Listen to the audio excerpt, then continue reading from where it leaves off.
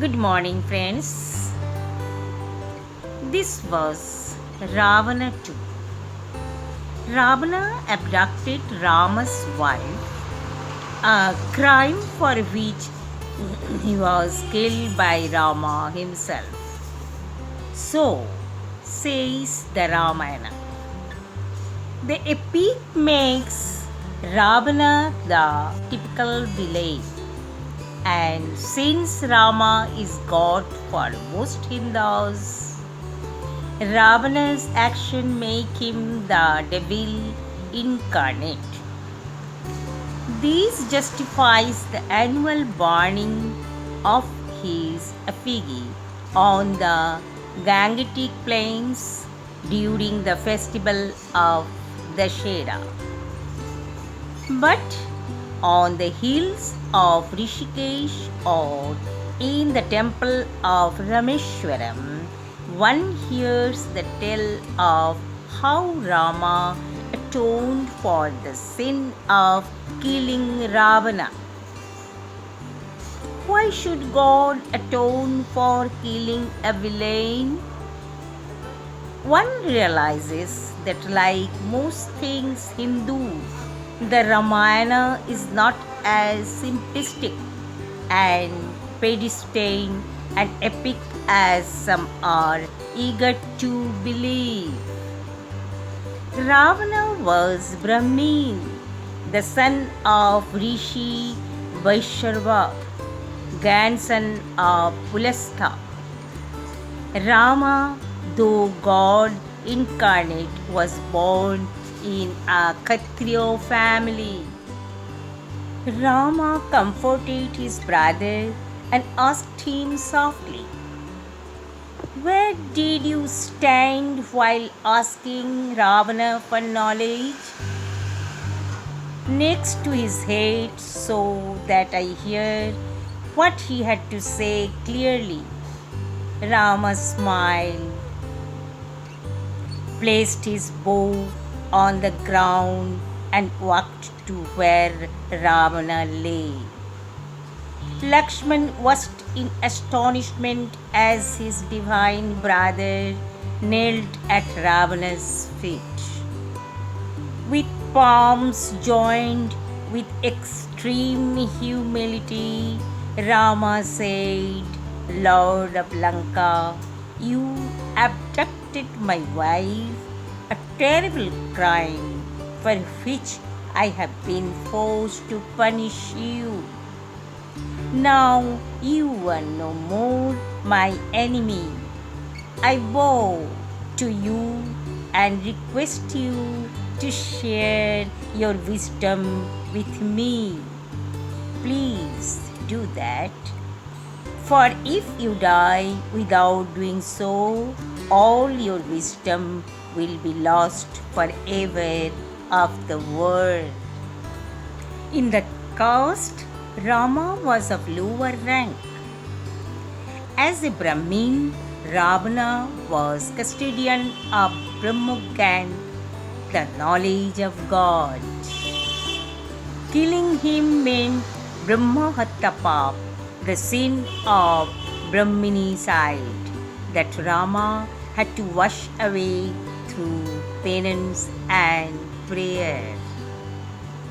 Another reason why this atonement was important was because Ravana was Rama's guru.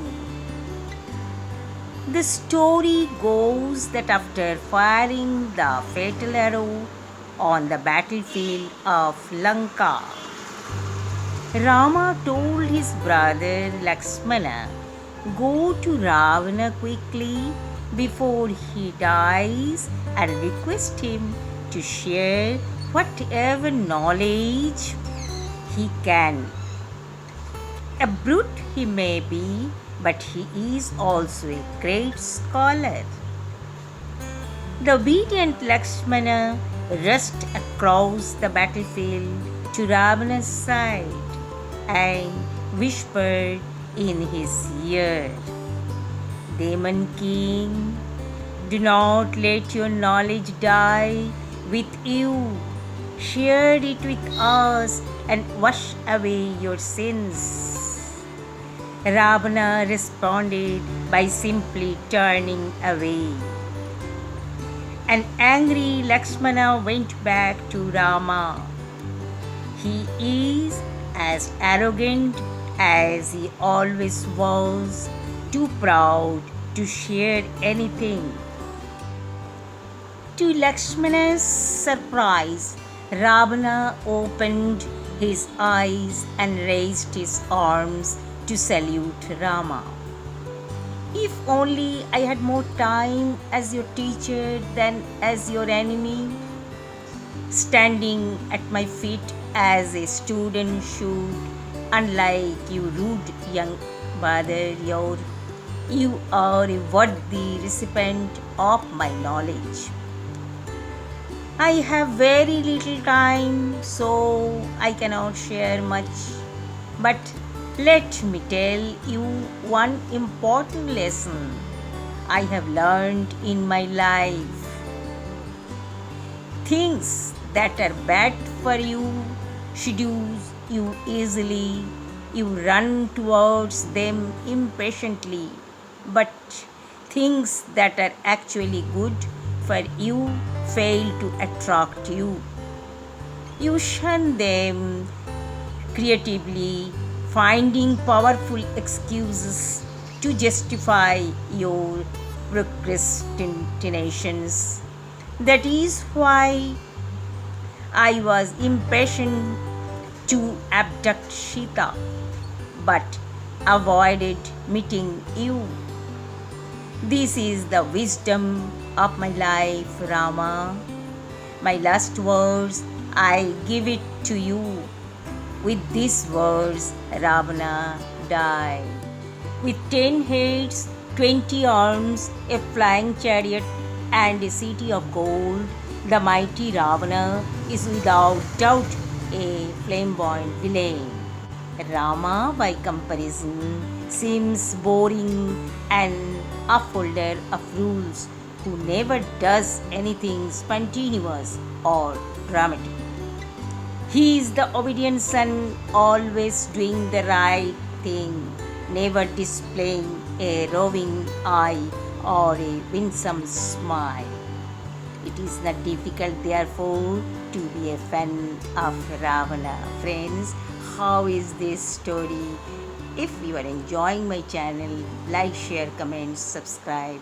Don't forget to click the bell button. Bye bye.